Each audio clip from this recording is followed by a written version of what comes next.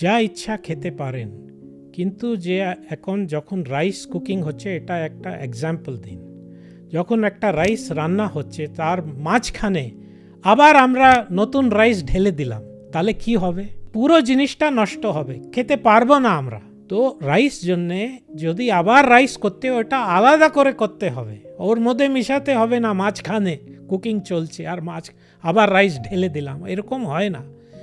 এই রকম যখন আমি একবার খেয়ে নিয়েছি, তারপর ওর পুরো ডাইজেস্ট হওয়া, তারপর আমাদেরকে আবার খেতে হবে।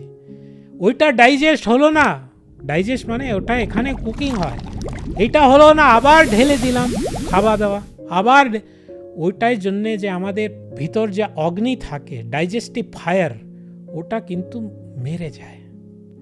এই জন্যে ক্রিয়েট হয় আনডাইজেস্টেড ফুড। এটা হচ্ছে বিষ। আনডাইজেস্টেড যা ম্যাটার থাকবে, এটা আমাদের শরীরকে পুরো নষ্ট করে। এই জন্যে যে আমরা যে খেতে থাকি, আগেকার জিনিস ডাইজেস্ট হলো না, আবার খেয়ে নিলাম, এই হচ্ছে নম্বর 1 কাজ আমাদের অসুখের।